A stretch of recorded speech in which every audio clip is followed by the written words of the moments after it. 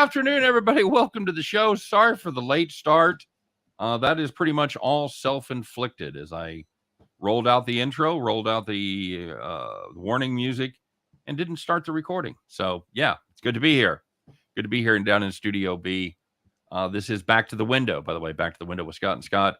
I'm your host, Scott Steehn, lead handicapper at winnersandwhiners.com. I'm your co-host, Scott Rochelle, senior handicapper over winnersandwhiners.com. Together we do this every single day, 3 p.m. Eastern, 2 p.m. Central, laying out our best picks, taking picks from you guys, and putting together a show where we try to head back to the window to cash those winning tickets. Scott, how'd your Tuesday go? Overall, went pretty well. Won my play of the day. Had no run first inning, and the Nerfy came through for me in that Padres game. Besides that, overall, didn't really do much else. So, pretty quiet night, but a profitable one. How's yours? Very good. No, not bad. Not bad. We had the first 5 under in the Baltimore-Seattle game. That was had that one actually handicapped right, as both starting pitchers were very, very good. And we went 1-1-1 on the premiums. Just couldn't get that extra run in the Detroit-San Francisco game. Had some opportunities, just couldn't get it done, including Scope striking out with the bases loaded on one of the worst swings you're going to see. Scott, did you happen to see that strike 3 swing Jonathan Scope took? Cannot say that I did, but what did you push on? That one. Oh, 7. okay. We had 7 in that, and that's ended up 4-3. So, hey, we got some good folks out there in the comment section. Got Rye Cape in the house as always. We'll be seeing Rye, of course, in a couple days, doing the NASCAR show. Good Philly guy, always has good takes on the Philly sports teams. Big X in the house. JC Stone, what's crack-a-lackin'? Nothing, man. Andrew Kolajeds is in the house as well. Good afternoon to you, sir. Good to be here, and it's just going to be us today, Scott. No wife. My wife, of course, asked me how she did. I said she did fine. You know, she ran out of costumes. It's fine. I didn't know she was going to be doing costume changes. In addition, I appreciated it. You know, the effort was there. We get a lot of effort. You and I will put on a hat when we remember. So when we're in the right spot. So, yeah, it was fun. It was fun having her on. I know she has so much knowledge about the Tour de France. I'm like, okay, tell me everything you know about the tour in 20 minutes, and she couldn't fucking do it. So. Yeah, good times. So Scott, how were your NASCAR picks? They were I don't think great. Chris did okay. Chris got some points. Mine were fine. Did you end up cashing? I haven't even looked. I won my matchup. As for the top, whatever 5, 10, I think I was out by like a hair. I think all my drivers finished top 15 or like top 17. All right. But yeah, we've been really good at that, by the way. Yeah, I ended up having Blaney over Truex for 2 units, and that was the main casher for me. It didn't look good for most of the race, but Truex fell apart in the final like 40 laps, and Blaney was solid. So Truex, I was thinking he was a big listener of the show because you were just roasting him about how he was done. He sucked, and for most of the race, he was in the top 5. But and then it came out that it's like, oh no, he's coming back next year. And Rye's like, are you concerned? And he DM'd me on Twitter. So you concerned? I'm like, no, he still sucks. I don't really care. And he finished 21st, I think. So all right, very good. David the Italian says she is a saint. My wife is a saint. There's no question about that. As you can imagine, being married to me, nonstop party, Scott, never a dull moment. Bronco said he parlayed your Nerfy with the Giants game. I guess I owe Reichel a hat. You wear hats? You a baseball cap guy? That's a on occasion. I used to be a bigger hat guy as a kid, and then I really just kind of stopped wearing them at all. But I'm not going to turn down a hat from Bronco. I mean, that would be rude, wouldn't it be? It really would. Andrew, I think she was well for the Nerfy. So yeah, well done. So far, knock on wood, still undefeated on play the day Nerfies. Nobody gives me anything for my fucking first 4 play where they scored no runs for the first 7 innings. Jeez. It was actually really funny, by the way, because I was originally going to do a Nerfy on that Orioles game. Yeah. And I wrote up the whole thing, and then I looked at Kramer's first inning numbers, and they were awful. Yeah. And I suddenly got scared. I thought Robbie Ray was going to pitch a gem last night because I was looking through the advanced numbers, and Ray was ridiculous. Yep. And I'm not surprised he pitched well. I pivoted to the Padres game. It turns out I worried for nothing because both of them were really sweat-free cashes. Yep, absolutely. So it is good to be here. We do want to remind you guys real quick, if you would give us the quick like, hit that thumbs up button. We appreciate it. And, of course, get subscribed to the Winners and Whiners YouTube channel and the Max Wagers Network YouTube channel as well. Max Wagers Network, where you can find all the great live content like Sean Miller at noon, Allie Burns at 1. We're going to be doing Morning Wood tonight, Scott. As long as I got a project I got to get done. No, she canceled that. We're not doing. Oh, that is such good news because I'm Yeah. going to a concert tonight. She messaged us on Twitter saying she couldn't make it. So. Oh, all right. Well, bummer because I didn't love the games anyway. There was a Cubs game in there, and there was a game without a pitcher, so it looked like there was going to be 3 games. So I'm going to go see Bare Naked Ladies tonight. Nice. Yep. Then I'm going to go to a concert. No, I'm kidding. Can you take the wife to Bare Naked Ladies, or is that frowned upon? She is going with me. She's excited about going to Bare Naked Ladies, Gin Blossoms, and Toad the Wet Sprocket. Hello, 90s. We've missed you. We've missed you, 90s. So, Scott, you want to talk about the big news here? Shall we break the news? I'll let you do it. Okay. All right. Fair enough.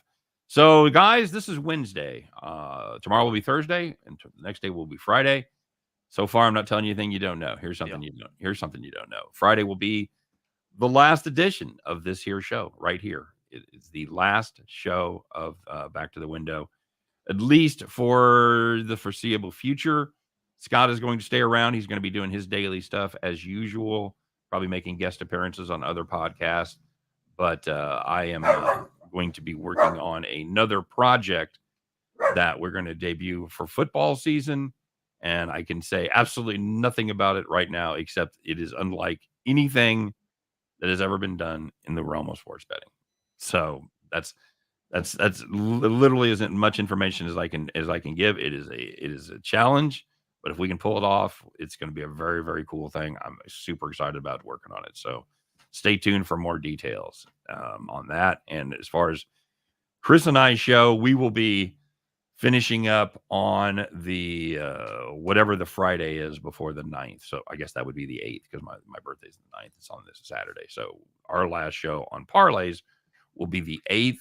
We're going to do 2 more NASCAR shows. Rye, sorry to break it to you this way, dude. I forgot to fucking DM Rye on Twitter. Rye, we're going to do 2 more NASCAR shows. We're going to be doing I think you got the memo. Day after tomorrow, and we're going to be doing the Friday after that. So I can't say enough about everybody that watched the show and was fucking there every day. And I'm obviously going to miss doing this. I'm going to miss everybody, but nothing's forever. We'll see how everything goes. But for now, that's the way it is. Scott, any thoughts? Not really. It was a decision made from upstairs, and I'm just listening to it. So it was news to me. I found out earlier today, and it is what it is. Okay. All right. Very good. So we appreciate you guys. We're going to be doing our best here, obviously, as we finish up and finish strong. So it's been what, 2 years? 2 years, man. Better than 2 years. It might be 2 years of actual name, like heading back to the window with the radio stuff. We've had a daily show for what, like 4 years? 3 years. I think we started before COVID. So yeah. Yeah, but the Back to the Window name has been probably a year plus. So good run. Yep, absolutely. Is your football going to be both of you? Yeah, we should probably still be able to do a football show. I don't know. I don't know what kind of time consumption this project's going to be. I just don't know. We would love to still do football shows for college and the pros. I don't know how it's going to go, but that still would be fun. We got to break the tie, Scott, because you and I are tied 1 year apiece on the college. So we've got to play a rubber season for sure. James has been here since day one. JR Blacks is one short to oh man. Once again, I'm still doing the free picks every night. So and I will be as well. I will also be doing my free picks. So we'll still be here.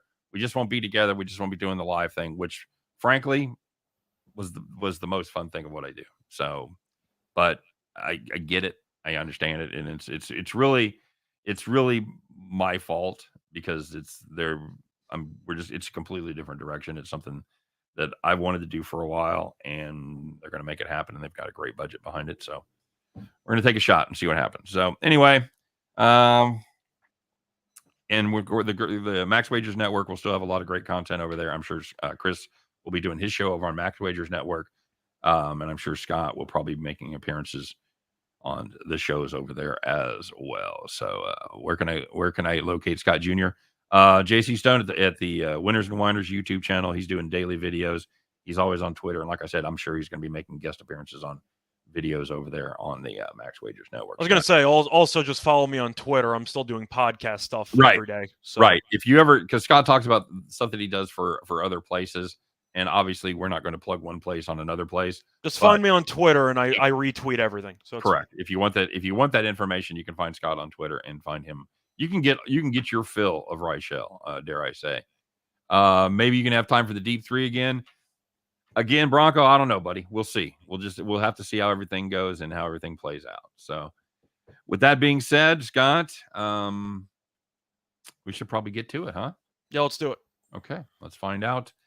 What happened yesterday? Everything we do now is going to be like, well, for the third to the last time ever. No, I'm trying not. All I know is that when the show does end on Friday, we're definitely up on the farm. So that's all that matters, right? Absolutely. Oh, 100%. 100%. We are, the last time I checked, we were about 57 and change, 57.8. It's good enough for me. Somewhere in there. So if you guys have done nothing except bet the farm, you got a good solid ROI around 8-9% and a winning percentage of around 58%. So I'm happy with that. I'm happy with that. You and I have both been positive on all of our college football stuff. You know, I'm proud of the work that we've done. Plus, you know what? We've had a lot of fun, man. It's been a blast, dude. And I'm, I'll tell you on a personal level, but I'll say it in front of public. You've been a lot of fun to work with. You're a fantastic young handicapper, and I'm glad that you're starting to get some of the recognition you deserve. You have a fucking brain for the memory for numbers and things like that some of us could just dream about having. So. I wish you obviously nothing but the best going forward. Of course, you and I, we're friends. We'll still talk, but I just want to make it official here in front of God and over 20 viewers. Yep. Appreciate it. No problem, man. By the way, JC, I do have a podcast just with another network. So just follow me on Twitter and you can get all the links to that. There you go. All right. Very good. So there was some action yesterday. Let's find out who benefited and who didn't quite get it home. The winners, the whiners, people that took it in the shorts, and the people that took it to the bank. You guys, you know who you are. And now we're going to let everybody know. Let's find out who it is on the Hump Day edition of Call the Cops.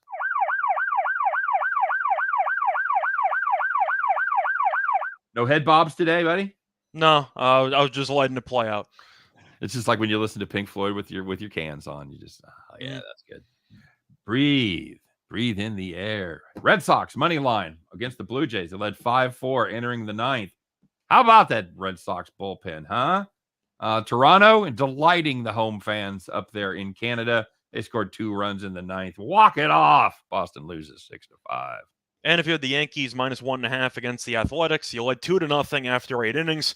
Clay Holmes, arguably the best closer in baseball this season. Maybe Josh Hader, but probably top 2.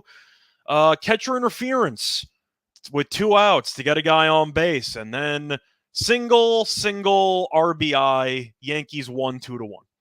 Jesus. The catcher's interference rears its ugly head again. All right, and finally, if you had the Angels' first 5 on the money line going up against the Pale Hose, they led 3-0 after 4 innings. What could possibly go wrong? Well, the White Sox could go wrong, and so could the Angels pitching, as the White Sox hung a 5 spot, a crooked number indeed, as Los Angeles ends up trailing 5-3 after the 5 innings. Oofda, not good. Yeah. Honorable mention for the Padres, who blew a 6-0 lead after 6 innings yesterday. Yeah, fine job there, Padres. Well done. I'm only surprised there, Scott, I wasn't on them. Yeah. So. And there was some good news. This is a place where you want to be. You want to have these picks. Nice, easy victories. You get to spend your Tuesday night just a sitting and a snoring as you're crashed out in the rocking chair. So the first one, if you had the Astros on the money line against the Mets, they led 4-0 after 1 inning, and they won 9-1. Doesn't get much easier than that, my friend. And finally, or not finally, but finally for me, if you had the Rangers against the Royals, I don't know if I've mentioned this, Scott. The Royals are not a very good baseball team. I did read that somewhere. Yeah, they're just not good. Rangers, they started off strong, and there was no comebacks by the Royals. They led 7-1 after 4. They win 8-3 as they put it on cruise control for the last 5 innings. It didn't fucking matter. It's the Royals. Rangers money line. It's a rocking chair. And the last one in the WNBA, if you had the Mystics minus 7.5 against the Dream, led by 20 at halftime, and won by 18. As Van Morrison says, Scott, I'm into the Mystics. So they're a pretty good team. Dream, not so much. No, not so much indeed. The Dream, once again, is a nightmare. So let's talk about this guy. He's an ex-Royals farm hand. Never did much with him, and now he's had a serviceable major league career. But he did something yesterday that probably, or not yesterday, on Sunday, that you don't see very often, and it's earned him a rare title, Scott. He's strapping on the golden feed bag. Let's find out who it is that's wearing it today on Donkey of the Day.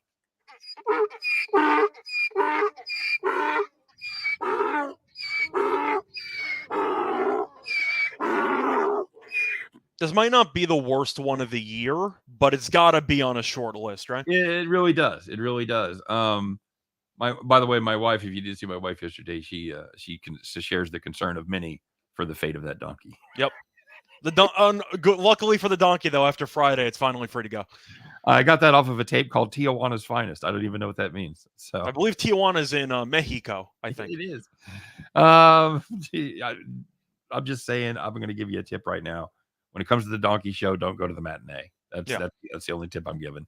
So Archie Bradley, Scott, apparently was pretty anxious to get involved in that fucking fracas on Sunday. First of all, just so people know, Archie Bradley on the Angels now. I'm sure some people did not know that. No, he does. He still have the gigantic beard? Yes, he does. So like the beard just gets bigger every year. It's like a Brian Wilson type of Giants beard. It's a big one. Right. Very good. Speaking of bare naked ladies, lie in bed like Brian Wilson did. So he was so anxious to get in the brawl that he couldn't just walk over the dugout steps. Scott, he had to crawl over the rail. And he's not, let's just say he's not exactly a parkour expert. I think you were going to say athletic, but that's another way to put it. Is it parkour? Yeah, parkour. Parkour. Not a parkour expert. Because he had a little mishap coming over the rail and fell on his elbow, broke the elbow, very possibly out the rest of the season, at least multiple months. Yeah. And if what people want clarification, that was the Sunday brawl with the whole Winker situation. Yeah. The reason why we're using it for today is because he got an x-ray on it and it was officially confirmed that he might be out for the rest of the year.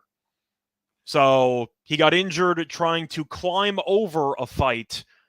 You know, it's cool if you say you got injured, maybe in a fight, yeah. He took a punch, something happened, you got tackled. The railing, though, that kind of defeats the tough guy image, does it not?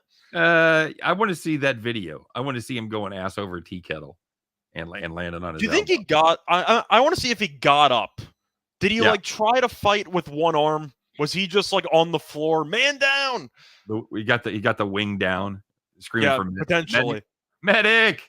Yeah. Medic! Okay, now, Scott, could you argue that I'm more athletic than Archie Bradley? Because I have told you the story where I went to a preseason Chiefs game, front row in the end zone, fell out, landed on my back, did 3/4 of a flip, holding my beer, got up, scrambled back on, no injury. So can you argue that I am more athletic than Archie Bradley? I think the Angels should call you because they got an opening in about their 8th inning spot. All right, very good. Sorry, Archie. It's hard to believe he's not a member of the Royals with shit like that. It really is. So, odds makers, we know you don't pay a lot of attention to the WA sometimes, and we get it. Not a lot of people watching, and it's kind of an under the radar sport, but sometimes you just don't even try. You got to do a better job. Odds makers, let's find out what the fuck you were doing yesterday because apparently you were drunk. Scott, I know you're a big fan of the WNBA. You follow it for the betting opportunities. I don't know that we've argued before about the quality of the play, so we're going to leave that on the table. But I know you follow it. There's a lot of good betting opportunities, a lot of good angles. Tell us about this Lynx game yesterday, would you? So the Lynx were at home taking on the Wings, and the Lynx were only 3.5-point favorites. At home, they recently got Fowles back, who was their best player, and they were a bit undervalued because they led by 22 points after one quarter, and they won by 28. So they were minus 3.5, and they outscored them 33-11 after one. And yeah, I would say that the Wings did not exactly give it much of a fight after that. It was over. So they even covered the spread in the last 3 innings or the last 3 quarters. They covered the 3.5. So even if you throw out the 22-point lead, which of course you don't, but if you were to do that, they still covered the number. Odds makers, I gotta question that number. Did you jump on this? Did you know that was an inefficient line before the game? No. Okay. I did WNBA podcast the day before, not for this one. So okay. No. Okay. So you only look at it on the days you're doing the podcast. I dabble every now and then, but with that game, the Lynx have been awful all season long, but they have been playing a little bit better lately. It was more just a stay away spot for me personally. All right. Good enough. All right. Let's check in on the comment section here, see what's going on. Rye Cave said Bradley was a bum in Philly. Yep. Damn Royal scored another one. Bill, no. We got to play on the plus 155 there on the Rangers. So I was tempted by that game, but I stayed away because Greinke's actually been ridiculous at home for some reason. Unfortunately, I'm still sweating out my play of the day because the Astros cannot get a hit with runners in scoring position. And they've been threatening for the last couple of innings, and they just can't get one across. So I got Astros money line. It's 0-0 in the bottom of the 8th. Outstanding. Bronco wants to know, did the beer survive? Yes, it did. I've told that before. I somehow was able to keep the beer upright as I tumbled out of the front row. My buddies pulled me back up as I scrambled over, and the guy came over and said, don't do that again. So it obviously was a different time. I want to say this was in, it was the strike year. I think it was 87. We had, here's how bad the Chiefs were. A radio station gave away 102 season tickets. You had to go audition for them. And me and a couple of my buddies came up with a little Chiefs rap song that we did. And was it like Bears Shuffle? No, it was that was not the inspiration for the music. No, it was we were I remember we were not the Fat Boys or Run DMC, and I can't remember the rest of it, but I do remember that counts. You got something. We used like a bath toy, like a dog toy for the records, for the squeaking part, for the scratching part, and they loved that. I was like, nice. And so yeah, it was high quality stuff. Anyway, so that's what we ended up with free season tickets, and this was preseason when that happened, and it was a different time. Number one, if I did it today, somebody'd have it on a fucking cell phone video, and I would love to see it. I want to know how I kept the beer upright because I still don't understand the physics of it. So, bank called in the mortgage on the farm. That's the thing, though. We've been making payments and then some. So yeah, the farm's been good. Yeah, farm has been. We don't have to. Farm Aid's not calling us. We're okay. John Mellencamp, Willie Nelson, they don't care about us. We're doing okay. Yeah. Bronco says, I guess his viewers weren't buying enough Maybelline products. That's right. I was thinking about that before the show, Scott. That's what we should have done. Like all these radio shows that you see, and they're on like, man, we're almost out of money. If you don't pledge today, I don't know how we're going to stay on there. That's what we should have done. We should have hit everybody up for like just $5. Why sponsor a kid somewhere you're never going to see when you could be sponsoring Scott and Scott? You could symbolically adopt a tiger, or you could, support the show. One of the two. For just $5, arms of an angel playing in the background. You know what I'm talking about. I do, of course. And that commercial, that's the longest fucking commercial, like 2 minutes. Was that song ever popular when it wasn't being used for dying animals? Yeah, it was probably top 40. Really? I only know the song for dying animals. Oh, dude, that whole Sarah McLachlan, Joan Osborne, that whole fucking 90s women being really sad shit. There was the 80s was very like up tempo fun, and the 90s went full depressing. I don't really know what happened there. Girls just want to have fun, and then it was just girls just don't want dogs to die. Pretty much. So yeah, it was a very different decade. I will miss Reichel telling a joke. So few and far between, but always clever. He's a quality, not quantity guy. Yeah, that's kind of my role here. I let you handle the quantity. I try to take over the quality. I just throw there's just a shit covered wall, and every once in a while there'll be a little sparkle there. But Reichel just I'm just throwing darts at the board. Yeah, that's it. He's just throwing bulls, man. That's all he's doing.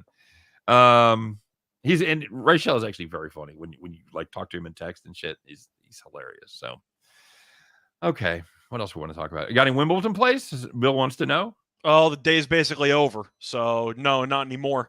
My days went pretty well. I hit a couple of dogs. Unfortunately, I did parlay one of them with. I had a one parlay that was like $50 to win like, I don't know, $3,000. Okay. And it finished one pick short, Oof. which is unfortunate. But I had Vesely beating Fokina and both players to win a set at like plus 280, I think, and that ended up cashing. I had both players to win a set in the Basilashvili-Hallis match. That cashed. And I'm currently sweating out Andy Murray, who's down 2-1. So coincidentally, the biggest play I had was on Murray today. So we're going to see what happens. He won a breaker, so, we'll see if Isner falls apart. But all right. Good luck. People want to know if my project will be on Max Wagers Network. No, it will be on Winners and Whiners. Most of my stuff that I'll be doing going forward is going to be for Max Wagers Network, or for Winners and Whiners. So I have to change the logo. Scott Nowak in the house. What's up, Scotty? Good to see you. How do they get those dogs to cry on cue? I just immediately think of Sam Kinison with the starving kids in Africa. Don't feed them yet. They gotta look hungry. Yeah, pretty much. Why don't you feed him, Bob? You're 5. I got an idea. How about we stop sending them food? We start sending them U-Hauls. That is my all-time favorite bit of any comic. It's so good. Pack your shit. We'll make one trip. You see what this is? It's sand. You know it's going to be 100 years from now? It's still going to be sand. Fucking sand. Oh, my God, dude. Yes. Well, you toured with him, didn't you? I did a week. I did a week with him. That counts. I didn't say how long the tour was. I just said you toured with him. That's a week. I did a month with him 1 week. Okay, there you go. So I think we slept twice. You met seven of his wives. Dude, some guys, you see them on stage and they go see them off stage and they're completely different. Kinnison was not like that. He wasn't a screamer, but he was, let's just say he was high energy. Cocaine's a hell of a drug. Sam was a lot. Yeah, it certainly was. And I'm just saying there might have been a bump or two done that week. Literally and figuratively. Yeah. You go where the food is. Pretty much. And see, every time I thought about that, we have deserts in America, we just don't live in them. Well, apparently you've never been to Vegas. Mm-hmm. So we do fucking try to live in them, and the San Fernando Valley, by the way. So all the good shows get canceled this Summer Sweat. It happens. Once again, we could be back, It could be like Family Guy. Gets canceled twice, and next thing you know, it's on hiatus. Back for Thursday? We could be back. We could be coming back on Hulu. You don't know. Yeah, who knows? The Hulu could pick us up. Okay. So let's talk about tonight, Scott. There's a lot of games going on right now. Somebody mentioned the Rangers do have a run, but the Royals, of course, scored again, making it 2-1. We'll see about our live play there, Bill. I don't know. I'm not too depressed. Scott, here's something interesting. When Chris and I were doing the show, the Yankees were down. Were they down 3-2? They're down 3-2. They're down 3-0 to start the game. Right. Okay. So when they were down 3-2, what were the odds on the Yankees to win? When they were down 3-2. Yep. I'm going to guess minus 170. How about minus 225? Okay. I believe the betting markets have caught up with the fact the Yankees will fucking come back. Yeah, people have jumped on the idea that when the Yankees are down 3 runs, you should automatically bet them because they just come back and win pretty much every time. This team is special. They're a pain in the ass to watch for a couple of innings. Then for 2-3 innings every game, it's just magic. They just find a way to get 5 straight guys on base, and they'll hit the timely home run. I've mentioned it for a couple of months. This Yankees team, I try to be realistic with my fandom, which usually involves me being pessimistic. This team's nuts. I really just can't go against them. They're really just an insane baseball team. And you're saying the money line was minus 120 when it was 3-0. Somebody said they took plus 1 or plus 1.5 when it was 3-0 at like minus 125 or some shit like that. JC says when in Back to School, Kinnison is the history professor. Say it while I was slogging through the door with Charlie. Mm-hmm. Fun dude. Andrew says I grabbed the minus 1.5 at minus 160 instead. I think that's going to be a good play. Ty Clinton announced. What up, Ty? Good to see you. What else you like tonight, Scott? You got anything? Pirates and Nationals scoring some runs. I don't know where the hell I know everybody was on the over yesterday, fading Corbin. Corbin looked like not just a competent major leaguer, but a good one, huh? Yeah, you look at the first couple of innings in that game. Well, a lot of guys got on base. Just not a lot of them crossed home plate. There were a lot of opportunities with runners in scoring position, and pretty much none of them worked out throughout the entire game. As for the actual card later, I am looking at Pavetta's been good, but I gotta like Toronto.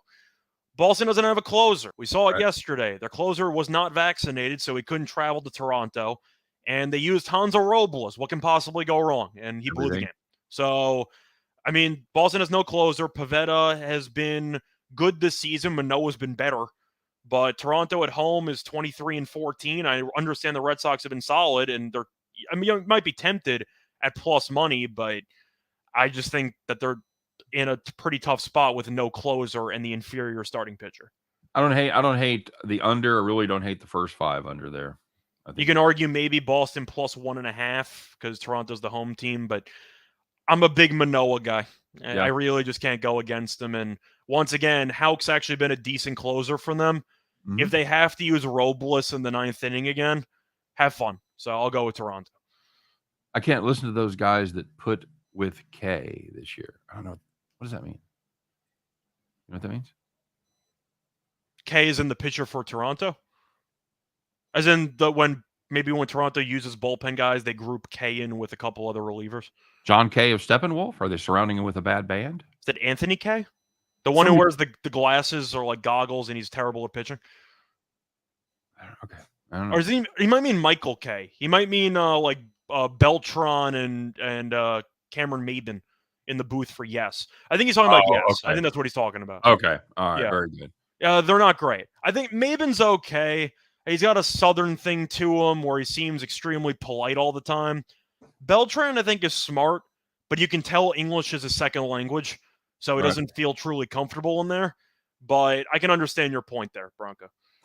He says Broncos got the Phillies going. Kyle Wright for the Braves allowed 10 runs and 10 and 11 hits. Suarez pitching. Yeah, we figured Scott was able to figure it out. Bronco. I was thinking Steppenwolf, so I was a little off, but Scott had it nailed. So yeah, very good. You like it? What do you like at the Phillies Brave game? Oh boy, you gonna buy in on Ranger Suarez? Well, he killed me last time. I know. We roasted him. I think I am going to lean to Philly at plus money. Kyle Wright's been an interesting pitcher where for the first month or so, he was arguably the best pitcher in the league. He was just that good. Yep. But the last 2 outings, he's given up a combined 21 hits in 11 1/3 innings pitched. Yeah, so that's not great. That's what Bronco was talking about. You know who he looked like, Scott? You know who he looked like in those last 2 games? Looked like Kyle Wright. Okay. Either way, I thought you were going to say Corbin, but I'm going to go with the Phillies there. Maybe a team total over. But when you've given up 21 hits, 9 runs, 9 earned runs in 11 1/3 innings pitched, I'm not going to back you. So I'll assume that the Phillies can get something going against them.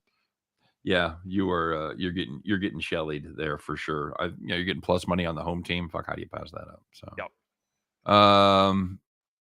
you're going to fade the Fever tonight, right, Shell? They suck. So, yeah. They just played against the Mercury. You can argue the immediate rematch angle of leaning to Indiana.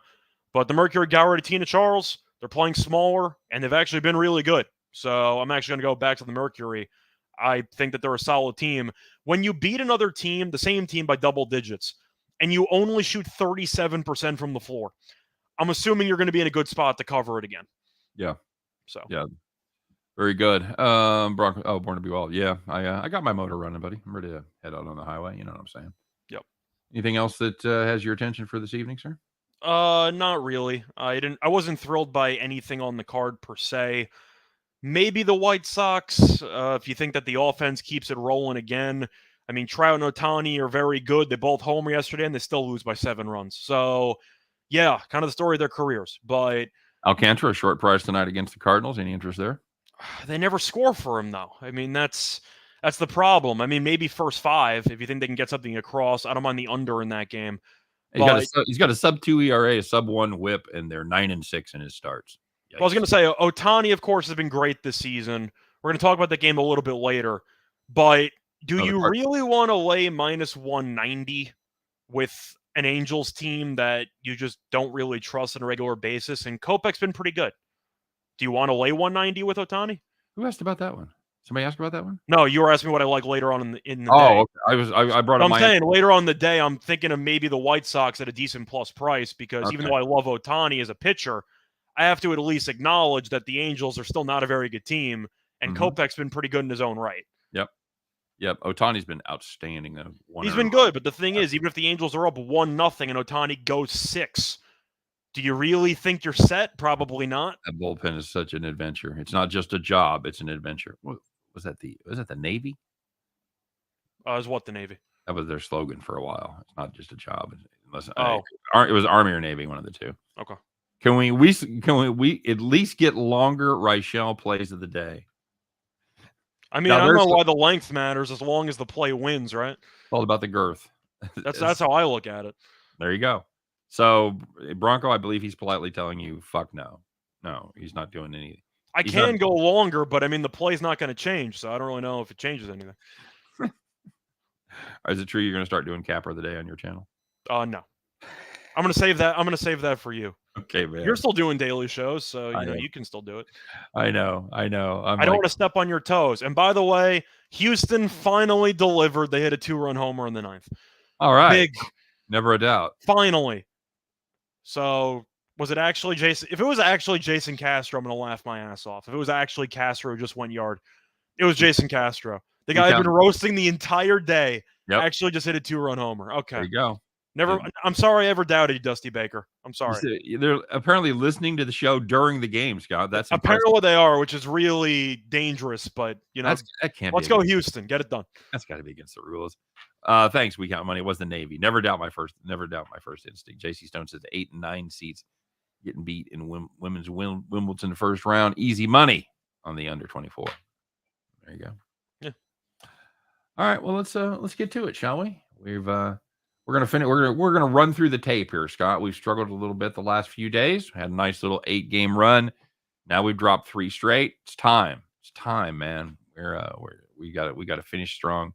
Like I said, run through the tape here. Let's get ready. You know it. You love it. It is time once again. Put on your overalls. Grab that straw hat. Put it on your head.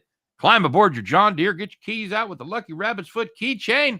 Put them in the ignition. Fire that bad boy up because it is time to bet the farm.